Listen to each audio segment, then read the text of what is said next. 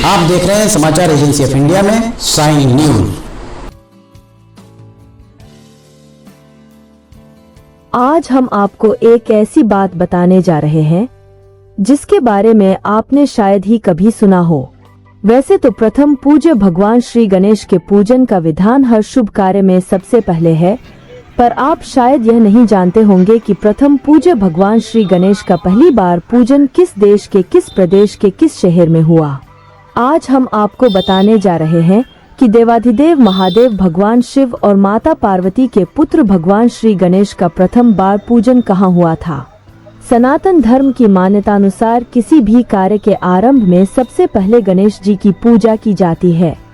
हिंदू धर्म में भगवान श्री गणेश जी को विघ्न विनाशक और सभी सुखों को प्रदान करने वाला देवता माना गया है।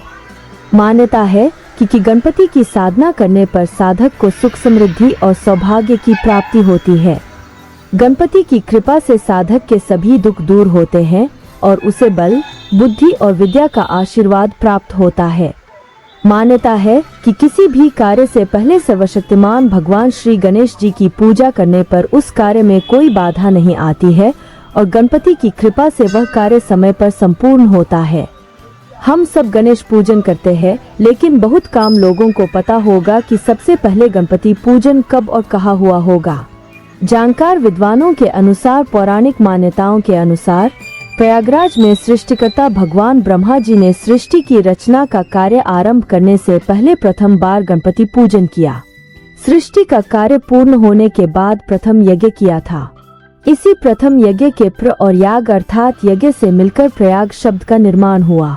इस तरह उस स्थान का नाम प्रयाग पड़ा जहां भगवान श्री ब्रह्मा जी ने सृष्टि का सबसे पहला यज्ञ संपन्न किया था।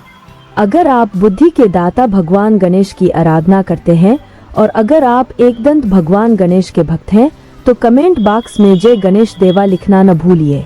शास्त्रों के मुताबिक जब प्रजापति ब्रह्मा ने सृष्टि की रचना की तो त्रिदेव ब्रह्मा, विष्णु व महेश ने साथ मिलकर प्रयाग यानी आज के प्रयागराज में गंगा तट पर स्थित दशाश्वमेध घाट पर आदि गणेश के मंदिर की स्थापना की थी।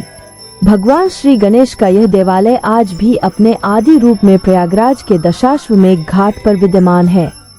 सनातन धर्म की मान्यता अनुसार किसी भी कार्य के आरंभ में सबसे पहले गणेश जी की पूजा की जाती है। विघ्न विनाशक गणपति की आराधना का प्रथम केंद्र होने के चलते इस मंदिर का विशेष महत्व है और यहाँ साल भर भक्तों का तांता लगा रहता है।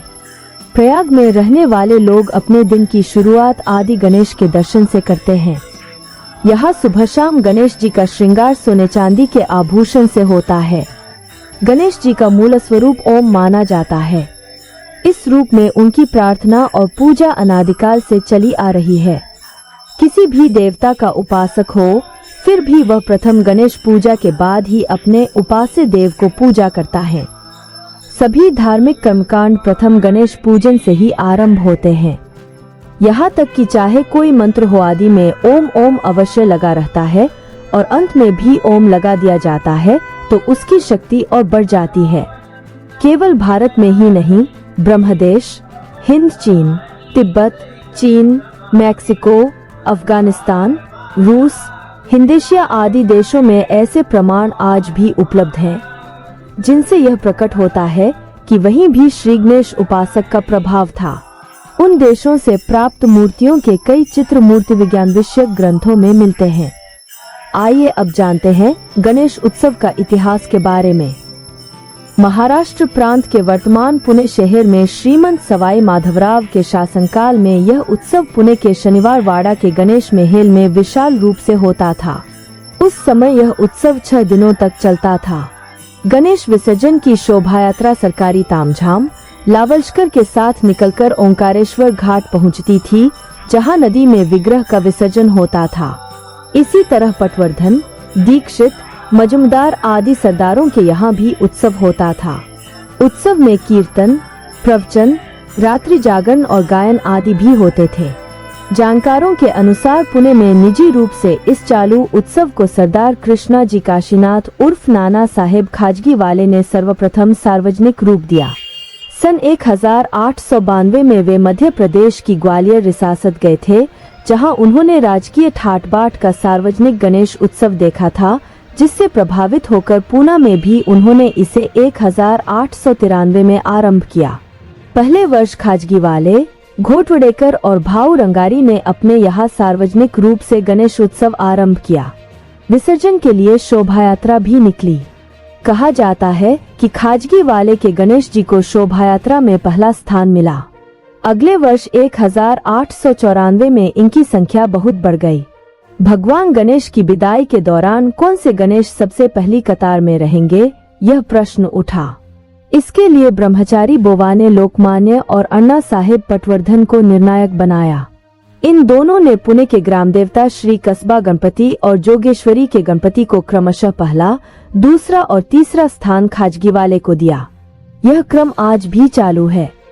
राष्ट्रीय चेतना के लिए लोकमान्य ने महाराजा शिवाजी की स्मृति में शिवाजी जयंती का महाराष्ट्र में प्रचलन किया।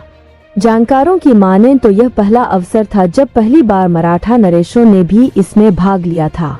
इससे ब्रिटिश सरकार की भकुटियां तंग गईं, क्योंकि इससे लोगों में राष्ट्रीयता का संचार होने लगा था तथा उसमें सरकार को विद्रोह के बीज प्रस्फुटित होते दिखाई दे रहे थे, जिसे वह अंकुरित होने देना नहीं चाहती थी। बाद में सरकारी कोपरों बचने के लिए मराठा नरेश उससे उदासीन हो गए। लोकमान्य को गणेश उत्सव के रूप में स्वर्ण अवसर हाथ लगा।